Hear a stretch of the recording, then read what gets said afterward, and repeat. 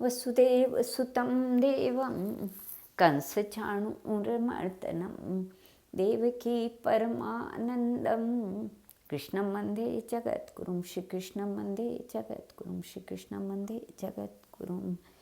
हरिश्चंद्र समो राजा न भूतो न भविष्यति सत्यवादी तथा दाता शूरः परम धार्मिकः।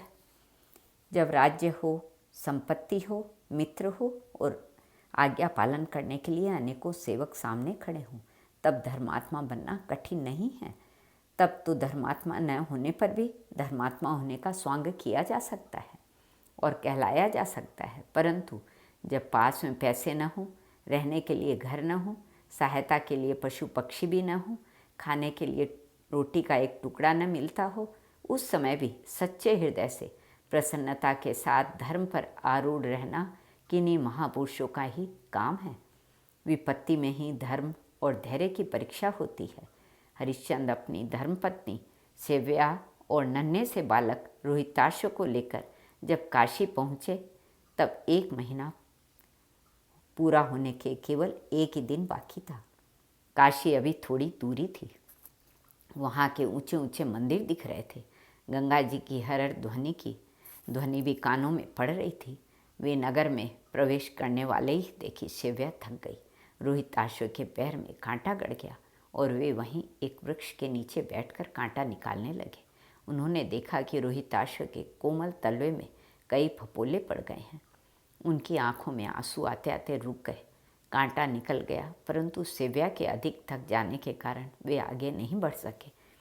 यही कारण था कि अयोध्या से काशी आने में लगभग 1 महीने का समय लग गया, नहीं तो न जाने कब तक पहुंच गए होते। रोहिताक्ष ने कहा, पिताजी मुझे भूख लगी है। हरिश्चंद्र ने पुकार कर कहा, कोई है यहाँ? बच्चे को भूख लगी है, कुछ ले आओ। कहते कहते उनके मुंह संकोच से झुक गया। रोहिताक्ष ने कहा, माँ भूख लगी है माँ। सेव्या की आंखों से आंसू की कुछ बूंदें ढुलक पड़ी। हरिश्चंद्र ने कहा, प्रिय दुख करने की क्या बात है? जब भगवान के दिए हुए राज्य को हम प्रसन्नता से भोगते थे, तब उनकी दी हुई विपत्ति को प्रसन्नता से क्यों न भोगें? यह उनका प्रसाद है। इसकी अपेक्षा नहीं होनी चाहिए, इसकी उपेक्षा न होनी चाहिए। बड़े प्रेम से इसे शिरोधार्य करना चाहिए। रोहिताक्ष ने कहा, पिताजी मुझे भूख लगी है। हरिश्चंद्र ने कहा, बेटा देखो यह गंगा कितनी सुंदर है। इसमें सारस, हंस, पक्षी कितनी प्रसन्नता से क्रीड़ा कर रहे हैं। यह तोता है, यह कोयल कू कू कर रही है, ये मोर अपने पिछ फैलाकर नाच रहे हैं। देखो कितना आनंद है। रोहिताक्ष ने कहा, यही गंगा है? हरिश्चंद्र ने कहा, हाँ बेटा यही गंगा है। रोहिताक्ष, ये हंस है पिताजी? हरिश्चंद्र ने कहा, हाँ बेटा यह बड़ा सुंदर हंस है। रोहिताक्ष, पिताजी मुझे भूख लगी है। हरिश्चंद्र ने कहा, बेटा धीरज धरो, तुम तो राजा हो, क्या तुम भूख नहीं सह सकते? चलो अभी माँ अन्नपूर्णा के दरबार में चलते हैं, कोई न कोई प्रबंध हो ही जाएगा। रोहिताक्ष ने कहा, पिताजी अब नहीं सहा जाता, कल भी तुमने कुछ नहीं दिया था। माँ मैं लड्डू खाऊंगा माँ। यह बातें हो ही रही थी कि उधर से सिर पर कुछ लिए हुए एक वृद्धा स्त्री निकली।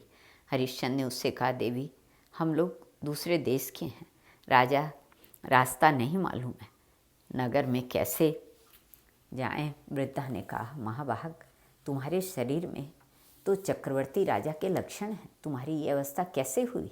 हरिश्चंद्र ने कहा, माता अब पुरानी बातों में कहने से क्या लाभ, उसे तुम जानकर भी क्या करोगी माँ? रोहिताक्ष ने कहा, पिताजी मुझे भूख लगी है। वह वृद्धा स्त्री अपनी पोटली में से कुछ कलेवा का सामान निकालकर रोहिताक्ष को देने लगी। हरिश्चंद्र ने कहा, माता हम किसी मनुष्य के कृपा भाजन नहीं बनना चाहते, तुम इस बच्चे को भिक्षा में कुछ मत दो। वृद्धा ने कहा, अरे क्या यह बच्चा तुम्हारा ही है? मेरा नहीं है, मैं इसे खिलाऊंगी। कलेवा का सामान देते हुए उस वृद्धा स्त्री ने नगर में जाने का रास्ता बतला दिया और वहाँ से चली गई। हरिश्चंद्र ने सेव्या से कहा, प्रिय आज महीना पूरा हो रहा है, अब क्या किया जाए? सत्य की रक्षा कैसे हो? क्या प्राण रहते मैं सत्य से विचलित हो जाऊंगा? अभी हरिश्चंद्र बात पूरी भी नहीं हो पाई थी कि अचानक विश्वामित्र वहाँ आ गए। राजा ने नम्रता से उन्हें प्रणाम किया और कहा, भगवान, ये मेरे प्राण हैं, यह मेरा बच्चा और यह मेरी पत्नी है। हम लोग आपकी जो सेवा कर सकते हो वह आज्ञा कीजिए। विश्वामित्र ने कहा, मैं यह सब कुछ नहीं जानता।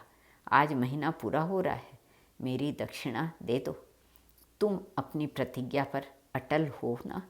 देखो, अब दोपहर हो रहा है। हरिश्चंद्र ने कहा, भगवान, आप आधे दिन तक और प्रतीक्षा कीजिए।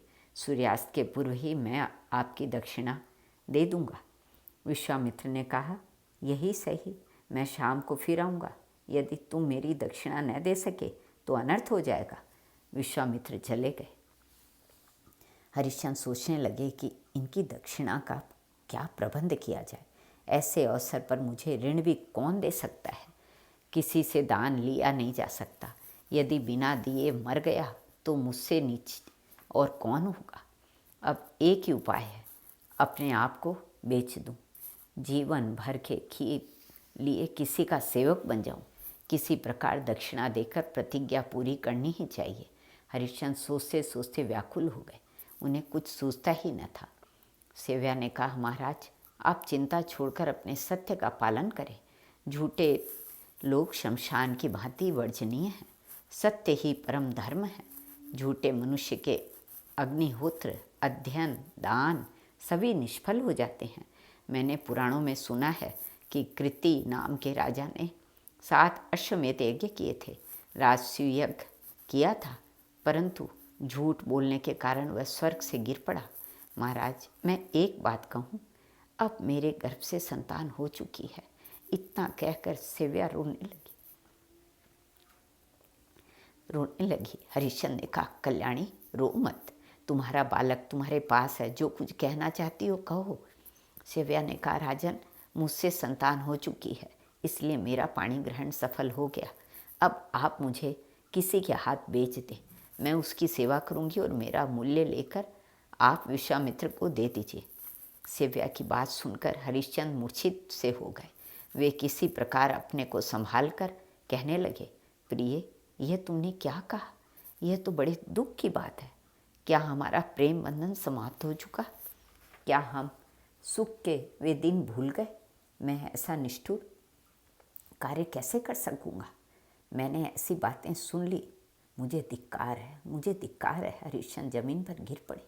सेव्या समझाने लगी, राजन, यह किस कर्म का फल है? आप जमीन में इस तरह क्यों सो रहे हैं? इंद्र और उपेंद्र के समान सुख भोगने वाले आपको मैं जमीन पर पड़ा हुआ नहीं देख सकती। इतना कहते कहते सेव्या का गला भराया और वह भी मूर्छित होकर जमीन पर गिर पड़ी। रोहिताशुक रो रो कर पुकारने लगा, पिताजी उठिए, माँ उठो, मुझे गोद में ले लो माँ, मुझे भूख लगी है, कुछ खिलाओ माँ। तुम लोग क्यों रो रहे हो? मेरी बात क्यों नहीं सुनते? मेरी जीभ सूख रही है माँ, मुझे पानी पिलाओ। इसी समय विश्वामित्र वहाँ उपस्थित हो गए। विश्वामित्र ने मूर्छित हरिश्चंद्र और सेव्या के ऊपर अपने कमंडलों का शीतल जल छिड़क कर उन्हें जगाया और कहा, राजन, उठो, अपनी प्रतिज्ञा पूरी करो। ऋणी मनुष्य का दुख प्रतिक्षण बढ़ता ही जाता है। हरिश्चंद्र विश्वामित्र को देखकर पुनः मूर्छित हो गए। वे इसलिए मूर्छित नहीं हुए थे कि देना पड़े, बल्कि देने का कोई उपाय न देखकर मूर्छित हो जाते थे। विश्वामित्र ने पुनः उन्हें होश में लाते हुए कहा, राजन, सत्य की बड़ी महिमा है। सत्य के बल पर सूर्य उगता है, सत्य के बल पर पृथ्वी ठहरती है। सत्य ही परम धर्म है और सत्य के बल पर ही स्वर्ग टिका हुआ है। हजारों अश्वमेध यज्ञ सत्य की बराबरी नहीं कर सकते। तुम उठो, अपने धर्म का पालन करो, विलंब मत करो। विश्वामित्र ने आगे कहा, मैं तुम्हारे जैसे दुष्ट से झूठ मूठ सत्य की आशा रखता हूँ। आज यदि सायंकाल तक मेरी दक्षिणा न मिली तो अनर्थ हो जाएगा। विश्वामित्र चले गए। राजा और भी चिंतित हो गए। सेव्या ने पुनः आग्रह किया कि मुझे बेचकर अपनी प्रतिज्ञा पूरी कीजिए। बार बार आग्रह करने पर हरिश्चंद्र ने कहा, अच्छी बात है, मैं अब यह क्रूर कर्म भी करूँगा। प्रिय, तुम वास्तव में देवी हो, तुम्हारे ही कारण मेरे सत्य की रक्षा हो रही है। मैं तुम्हें बेचूंगा, रोहित को बेचूंगा और बड़ी प्रसन्नता से अपने को चांडाल के हाथों बेच दूंगा, परंतु सत्य से विचलित नहीं होऊंगा। सत्य ही मेरा जीवन है, सत्य ही मेरे प्राण हैं। हरिश्चंद्र ने अपने पुत्र और पत्नी के साथ नगर में प्रवेश किया और जोर जोर से पुकारने लगे, नगरवासियों, मेरी बात सुनो। क्या पूछते हो? मैं कौन हूँ? मैं क्रूर हूँ, मैं मनुष्यता रहित हूँ, मैं राक्षसों से भी कठोर हूँ। मैं स्वयं ही अपनी प्राणों से प्यारी पत्नी को बेचने के लिए ले आया हूँ। यदि आप में से किसी सज्जन को दासी की आवश्यकता हो तो इसे खरीद लें। हरिश्चंद्र की बात सुनकर बहुत से लोग चकित हो रहे थे। कईयों को बड़ी दया आ रही थी। बहुत से सोच रहे थे कि इन पर कौन सा संकट आया है जो यह अपनी पत्नी को बेच रहे हैं। कई सुहृदयों की आंखों से आंसू बहने लगे। उसी समय एक वृद्ध ब्राह्मण ने आकर कहा, मैं इसे खरीदना चाहता हूँ। मुझे एक दासी की बड़ी आवश्यकता है। मेरी धर्मपत्नी बड़ी ही सुकुमारी है, उससे घर के काम नहीं हो पाते। बोलो क्या लोगे? हरिश्चंद्र ने कहा, भगवान, मैं नहीं जानता कि इसका क्या मूल्य होना चाहिए। जो उचित हो आप दे दें, आप दे दीजिए। वृद्ध ब्राह्मण वेशधारी विश्वामित्र ने कहा, राजन, तुम्हारी स्त्री सब प्रकार से योग्य है। इसे देखने से स्पष्ट मालूम होता है कि इसका चरित्र पवित्र है और जीवन भर यह अपने शील व्रत की रक्षा करेगी। इसकी अवस्था, कर्म, वय, रूप सभी उत्तम स्त्रियों के, इसलिए इसका मूल्य करोड़ स्वर्ण मुद्रा होना चाहिए।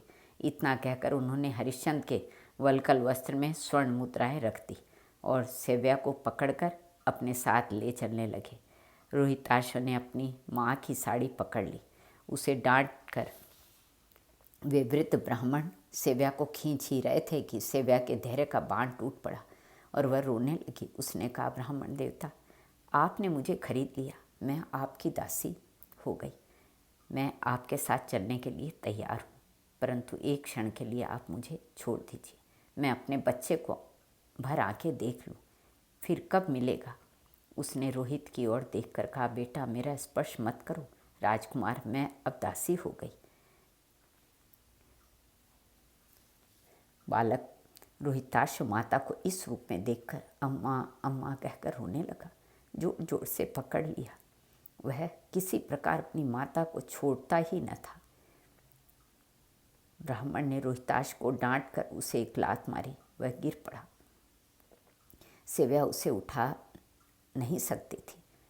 उसने गिड़गिड़ा कर कहा, आप मेरे मालिक हैं। मैं इतनी प्रार्थना आपसे करती हूँ कि इस बच्चे को भी खरीद लीजिए।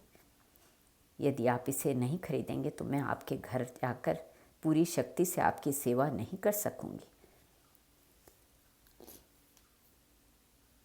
अब यहीं विराम करते हैं। अगले भाग में फिर मिलेंगे। श्री कृष्णार्पणमस्तु।